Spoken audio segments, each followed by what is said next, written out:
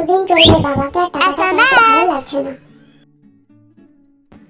টাকা টাকা চলে এসেছে। আমি তো বড় লোক, এই মাসে ভাবছি কোনোভাবে ম্যানেজ করে নেবো, বাবাকে টাকাটা চাইবো না। কি বলিস তুই? ঠিক আছে না? আগে ঘর ভাড়াটা দিয়ে দি, তাহলে সন্ধ্যায় ঘর মালিক টোকা মারতে আসবে দরজায়।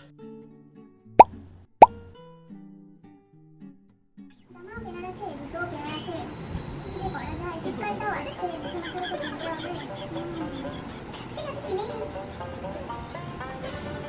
সবই তো কার্ডে আছে, পেমেন্টটা করলেই হলো। দেখ, এবার থেমে যা। সবে মাসের 1 তারিখ হলো, একসাথে এত টাকা খরচ করিস না। আমাকে দেখ, আমি তো পুরো একবার নিঃস্ব হয়ে যাচ্ছি। আজকে একটু খাওয়া দাওয়া তো কিছু করতেই হবে। পে অন ডেলিভারিতে দিয়ে দি, আসলে না টাকাটা দিয়েই দেবো। এখন তো আমার কাছে অনেক টাকা।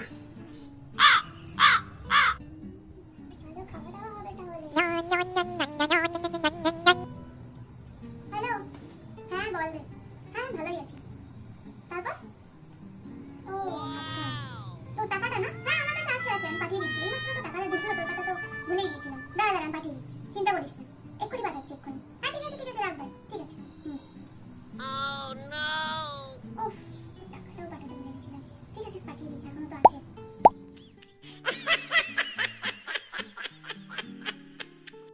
কি যে করি, বাবাকে টাকাটা না চাইলে খেতেও পাবো না।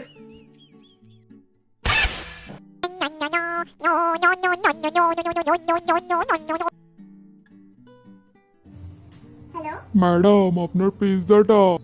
Pizza, Sorry ass DJ.